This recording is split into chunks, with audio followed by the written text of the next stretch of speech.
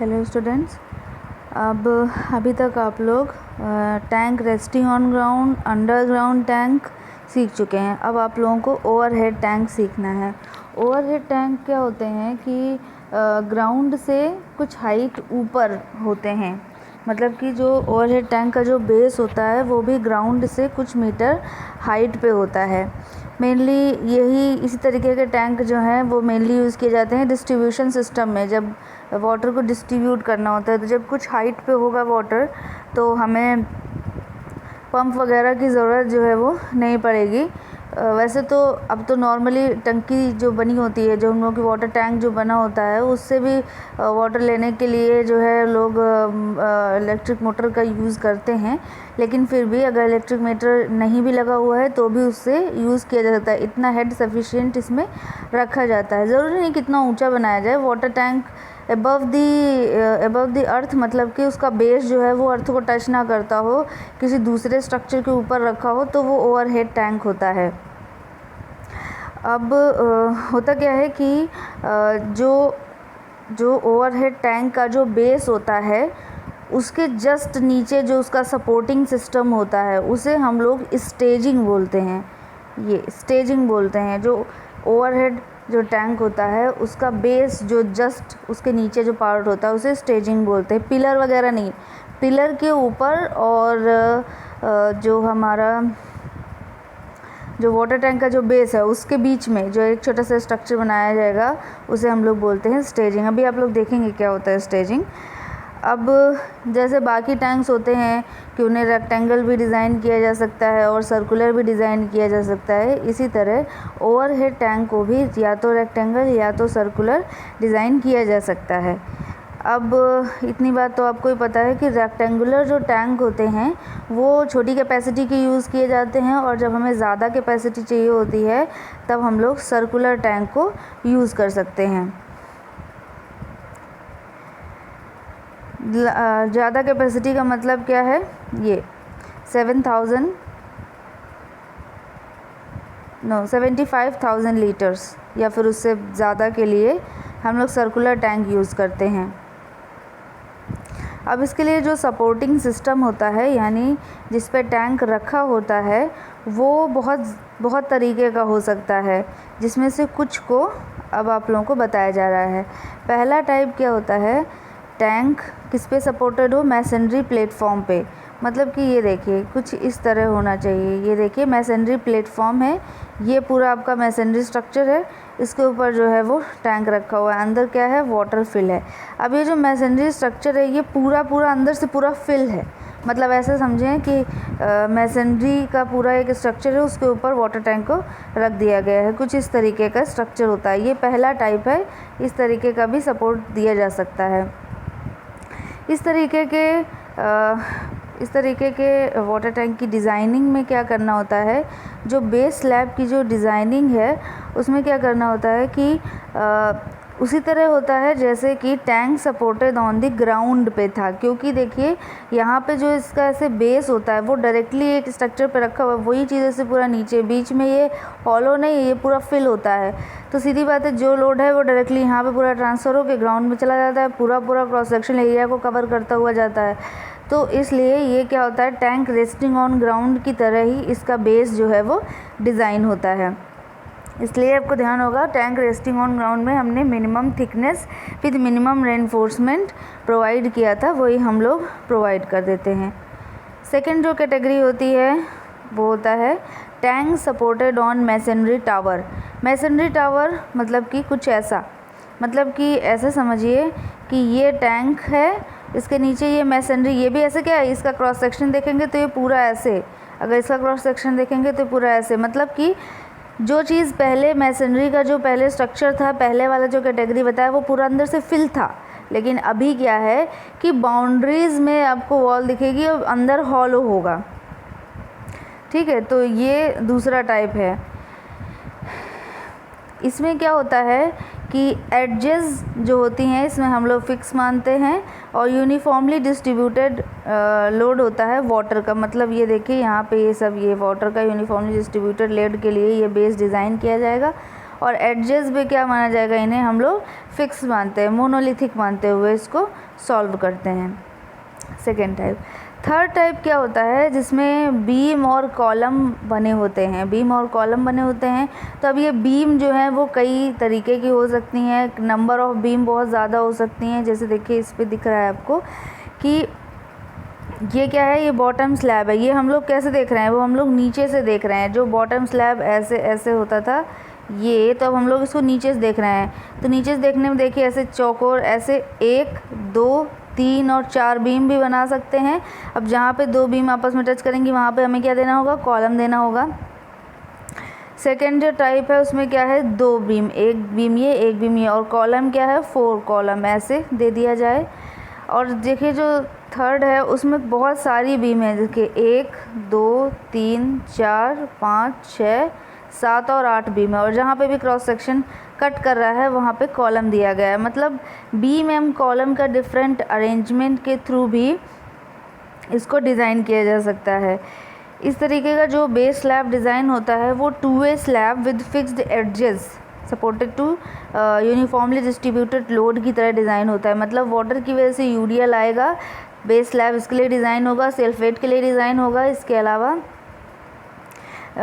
जो फिक्सिटी के साथ ज्वाइन होता है, 2-वे स्लैब की तरह डिज़ाइन होगा और जो एडजेस होंगे वो पूरी तरह फिक्स होंगे। फोर्थ जो टाइप है टैंक का सपोर्टिंग सिस्टम बेसिस पे, वो क्या है, सर्कुलर बीम और कॉलम्स। सर्कुलर बीम्स यानी कॉलम, तो देखिए ये ऐसा कुछ है, ये टैंक है, टैंक का क्रॉस सेक्शन ऐसे है, तो इसी क्रॉस सेक्शन के नीचे ऐसे दे दिया जाए और ये भी क्या होगा, ये सर्कुलर बीम की तरह दिखेगा। मतलब ये जो बीम है अब ऐसे दिखेगी आपको, ये बीम ऐसे सर्कुलर बीम दिखेगी आपको ऐसे। पहले क्या था, पहले वाले सेक्शन में आपको जो बीम दिख रही थी वो स्ट्रेट बीम्स दिख रही थी, जैसे जस्ट पहले आपको देखा है, और नीचे क्या है, जैसे सपोर्टिंग में कॉलम दिया गया है। ठीक है, यही चीज़ देखिए यहाँ से देखने में ऐसा दिखेगा। इसे हम लोग ये रिंग की तरह दिखता है इसलिए हम लोग इसे रिंग बीम बोलते हैं। और ये जो सब दिख रहे हैं ये क्या है, ये कॉलम है, सपोर्ट की तरह यूज़ होते हैं। इस केस में क्या होता है, वाटर जो है वो वाटर टैंक जो है वो रिंग बीम पे सपोर्टेड होता है और बाद में ये रिंग बीम जो है वो कॉलम के ऊपर सपोर्ट होता है। और इतने पार्ट को हम लोग स्टेजिंग बोलते हैं। ये जो पार्ट होता है ना, ये स्टेजिंग होता है वाटर टैंक के नीचे लेकिन कॉलम्स के ऊपर, ये है आपका स्टेजिंग, जिसे रिंग बीम बोल रहे हैं। ठीक है, यानी टोटल 4 तरीके से 4 आपके टाइप जो हैं वो आपको दिखाए गए। मतलब कि या तो डायरेक्टली आपका स्ट्रक्चर किसी स्ट्रक्चर के ऊपर रखा हुआ हो सकता है, या फिर brick masonry, hollow brick masonry पे रखा हुआ हो सकता है, बीम एम कॉलम का यूज़ करते हुए हो सकता है, या फिर रिंग बीम का यूज़ करते हुए हो सकता है। सभी तरीके पे कैसे डिज़ाइन होगा वो आपको बता दिया गया है। तो अभी आप लोगों को 2 एग्जांपल भी कराएंगे, लेकिन उससे पहले देख लेते हैं रेक्टेंगुलर ओवरहेड टैंक को कैसे डिज़ाइन करेंगे, जिसको आपको जो आप चाहें तो आप डिज़ाइन कर सकते हैं वैसे तो। ठीक है, लेकिन इसका एग्ज़ाम्पल मैं नहीं दूंगी क्योंकि ये ज़्यादा इम्पोर्टेंट नहीं है, लेकिन आप चाहें तो सीख सकते हैं। रेक्टेंगुलर ओवरहेड टैंक जो हैं वो छोटी कैपेसिटी के यूज़ होते हैं, स्मॉल कैपेसिटी के यूज़ होते हैं और IS 3370 के लिए यूज़ होते हैं। मैंने आपको इससे पहले ही बताया हुआ है, जो IS 3370 है उसमें क्या है, moment, shear force, direct tension, इन सब का वैल्यू निकालने के लिए कोफिशिएंट की वैल्यूज़ दी गई हैं on the basis of ratio, जो कि क्या होते हैं H और मतलब कि टोटल हाइट और थिकनेस, इन सब बेसिस पे कई टेबल्स बनी हुई हैं, उससे कोफिशिएंट सेलेक्ट करते हैं और मल्टीप्लाई करते जाते हैं। वो मेथड यूज़ किया जाता है, कोफिशिएंट मेथड यूज़ किया जाता है। लेकिन अब होता क्या है, उसके लिए कोफिशिएंट मतलब हुक टेंशन के लिए, मोमेंट के लिए और शेयर फोर्स के लिए, जो कि टैंक की वॉल में या फिर अलग अलग बाउंड्री पे लग रहा है, इन सब के लिए कोफिशिएंट दिए जाते हैं। लेकिन चूँकि हमारे पास IS 3370 अवेलेबल नहीं होता है, इसलिए हम लोग क्या करते हैं, अप्रॉक्सीमेट मेथड यूज़ करते हैं, जिससे जो रिज़ल्ट हमें मिलता है वो नियर अबाउट IS 3370 वाला ही मिलता है। ठीक है। तो चूँकि वो कोड आपके सिलेबस में अलाउड नहीं है, इसलिए उससे सीखने से भी कोई फ़ायदा नहीं है। वैसे तो बहुत इजी है, वो भी उसकी टेबल्स होती हैं, उनसे टेबल से कोफिशिएंट देखना होता है, बस वही यूज़ करना होता है। तो अप्रॉक्सीमेट मेथड थोड़ा कठिन होता है, हम लोग को वही सीखना है। तो इसमें जो बेस स्लैब होता है, जो कि रेक्टेंगुलर जो एलिवेटेड टैंक का है, वो किस बेस पे डिज़ाइन किया जाता है, उसका सपोर्टिंग सिस्टम कैसा है, उस बेसिस पे डिज़ाइन किया जाता है। जो आपका जो बेस स्लैब है वो किस तरीके के लिए डिज़ाइन किया जाता है, फुल मतलब वाटर पूरा फुल है उस कंडीशन के लिए डिज़ाइन किया जाता है। मतलब बेस स्लैब की डिज़ाइनिंग जो है वो, जैसे आपको ध्यान होगा जब हम लोग टैंक अंडरग्राउंड टैंक सीखते थे, तो बेस स्लैब या फिर जो वॉल होती थी, जो वर्टिकल वॉल होती थी, उन सभी को 2 केसेस के लिए सॉल्व करते थे। एक बार टैंक को फिल मानते हुए अर्थ प्रेशर कंसीडर करते थे, और दूसरी बार टैंक को वाटर से फुल मानते हुए अर्थ प्रेशर को 0 मानते थे। लेकिन यहाँ पे क्या है, यहाँ पे हम लोग वाटर टैंक के अंदर वाटर को कंसीडर करेंगे ही करेंगे। वो वाटर टैंक खाली वाला कोई केस नहीं होगा इसमें, ठीक है। तो इसीलिए है कि वाटर टैंक जो है वो फुल कंडीशन के लिए स्लैब को डिज़ाइन किया जाएगा। मतलब स्लैब में क्या होगा, वाटर जो है वो यूडीएल की तरह आएगा, उसका सेल्फ वेट यूडीएल की तरह आएगा, ये इसके लिए डिज़ाइन होगा। इसके अलावा अलग अलग लोडिंग कंडीशंस कौन कौन सी हैं उनके लिए भी डिज़ाइन किया जाएगा। चूँकि बेस स्लैब जो होता है वो स्टेजिंग पे रखा होता है, तो इसको हम लोग क्या करते हैं, एडजेस पे हम लोग फिक्स मानते हैं। एडजेस इन द सेंस कि जहाँ से जो वर्टिकल जो वॉल है, जहाँ से स्टार्ट होती है नीचे से, उस जगह पर हम लोग क्या करेंगे, फिक्स्ड मानते हैं। जो रूफ टॉप होती है वो एक सिंपल स्लैब की तरह डिज़ाइन की जा सकती है,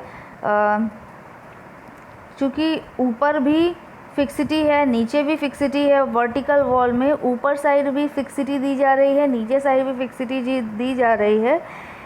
तो इस तरीके अगर हम लोग इसको सॉल्व करेंगे तो बहुत टीडियस प्रोसेस हो जाएगा इसको सॉल्व करने का। इसलिए हम लोग क्या करते हैं, ऊपर की साइड हिंज्ड मान लेते हैं और नीचे की साइड फिक्स्ड मान लेते हैं। कुछ इस तरह हम लोग मानकर सॉल्व करते हैं रेक्टेंगुलर टैंक के लिए।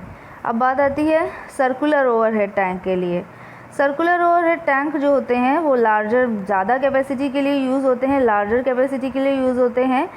जो इसका टॉप स्लैब होता है, वो जो है वो एक डोम शेप का बना होता है, और जो बेस स्लैब होता है वो क्या होता है, वो फ्लैट भी हो सकता है, स्फेरिकल डोम का भी हो सकता है, या फिर कोनिकल डोम का भी हो सकता है। आप इन सभी के बारे में ज़्यादा टेंशन मत लीजिए, सभी टर्म्स विद फिगर के साथ अभी सामने आएंगे थोड़ी देर में।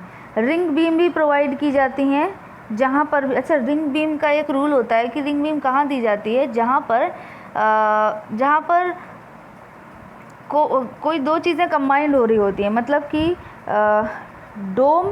डोम एक तो पक्की चीज़ है कि एक जो है वो डोम होना ही चाहिए।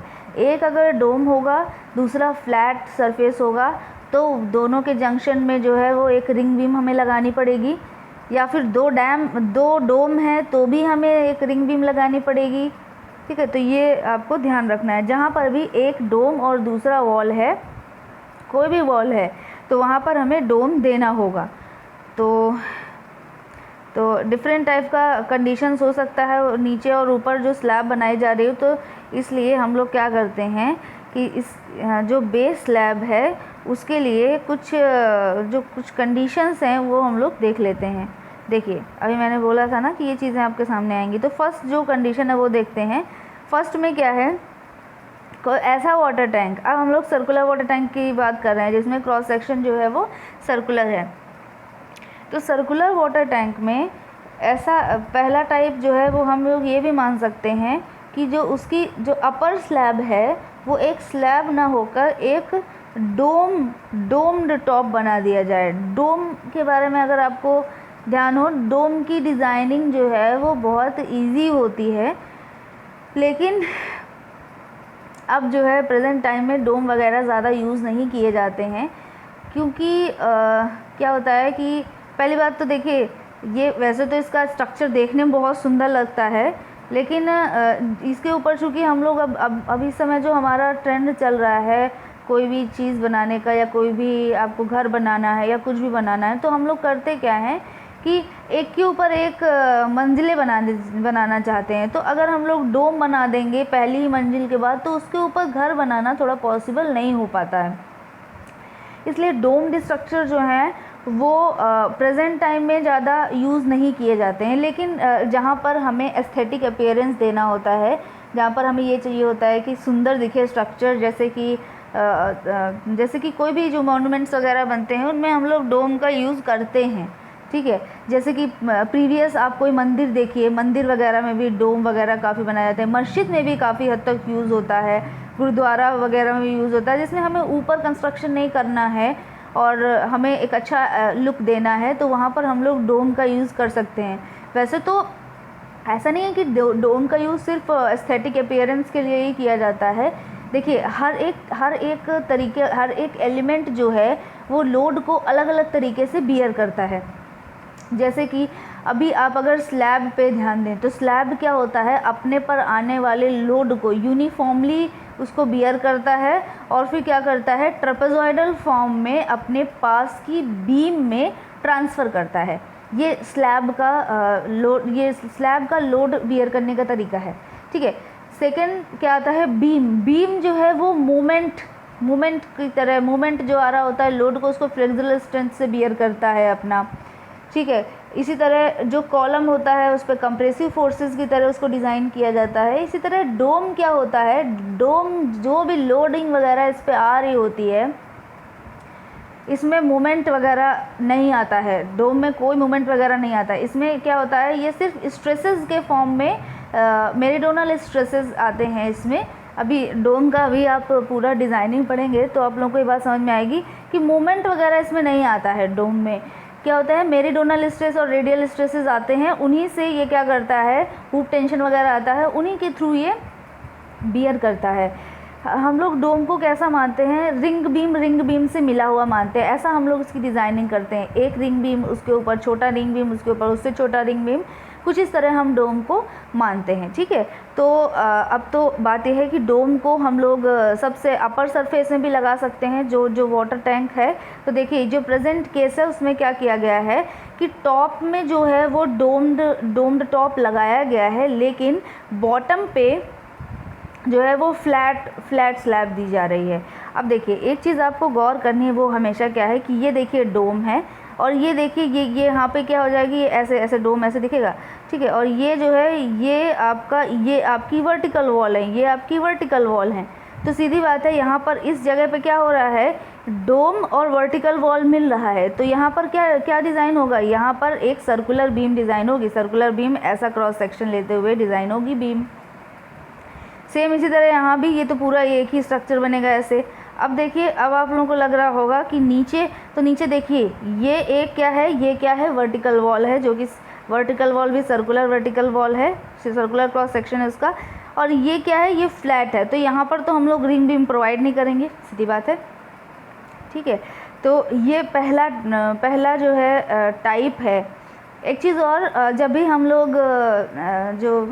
लोग रेक्टेंगुलर, जब हम लोग ये सर्कुलर क्रॉस सेक्शन वाला टैंक जो है वो हम लोग डिज़ाइन करते हैं, तो हम लोग कोशिश करते हैं कि टॉप एंड बॉटम दोनों ही हमारा डोम स्ट्रक्चर की तरह डिज़ाइन हो, डोम्ड बनता हुआ डिज़ाइन हो। रीज़न क्या होता है कि देखिए ये अगर हम लोगों ने ऐसा बना दिया है, जैसा ये दिख रहा है, अगर हमने ऐसा बना दिया है तो क्या होता है, स्ट्रेसेस का कंसंट्रेशन होने लगता है, ठीक है। ज़्यादा पूरा प्रेशर जो है वो मिडिल पार्ट में ज़्यादा आने लगेगा, जो पूरा लोड है वो मिडिल पार्ट में ज़्यादा आने लगेगा। और होगा क्या कि यहीं से जो है क्रैक हो जाएगा, ठीक है।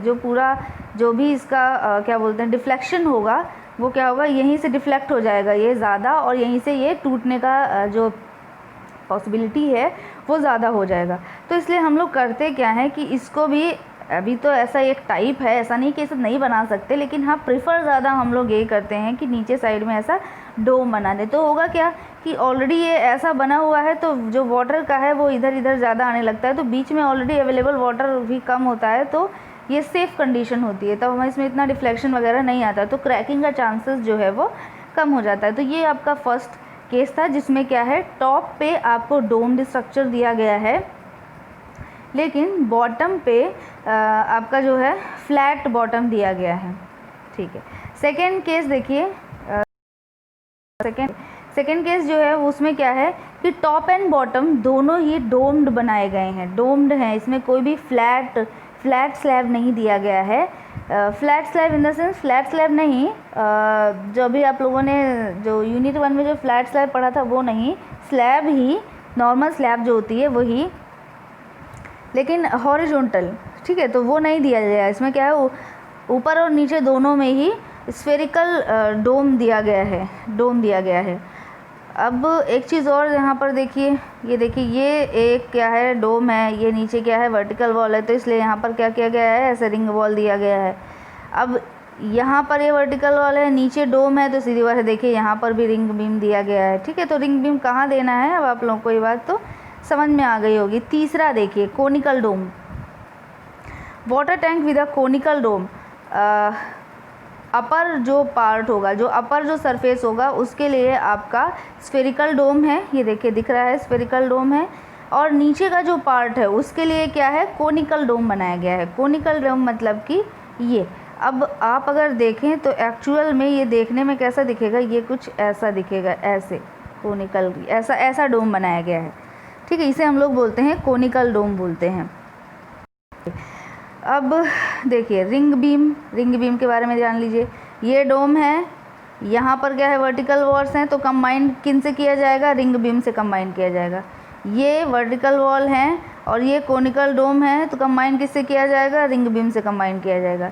ये कोनिकल डोम है, ये स्फेरिकल डोम है, कंबाइन किससे किया जाएगा, रिंग बीम से कंबाइन किया जाएगा।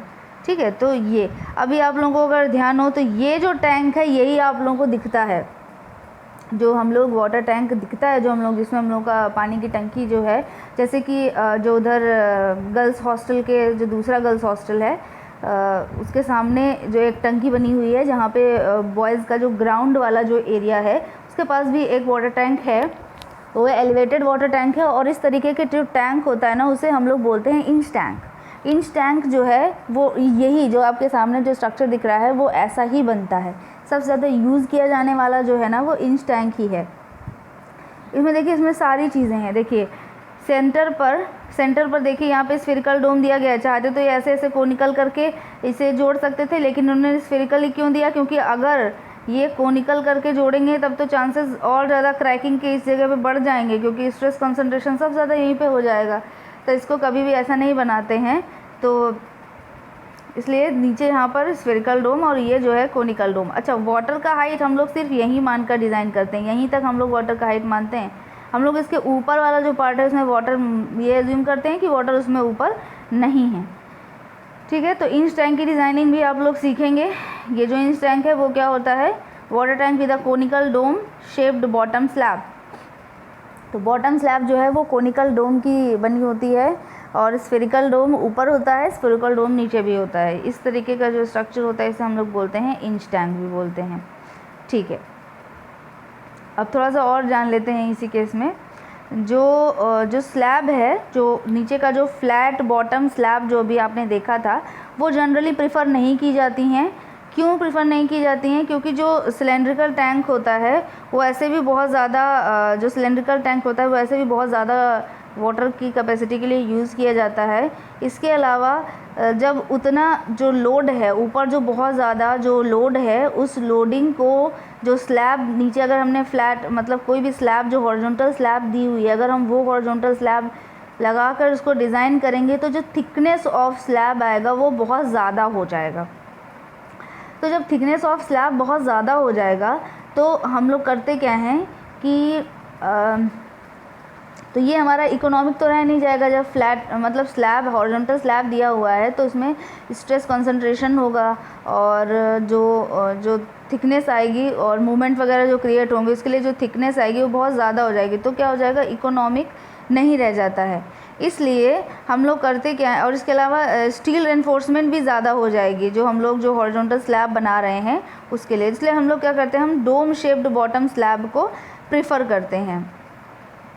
जो एग्जैक्ट एनालिसिस होता है जो सिलेंड्रिकल ओवरहेड टैंक का, वो बहुत ज़्यादा लेंदी, टीडियस और टाइम कंज्यूमिंग प्रोसेस होता है।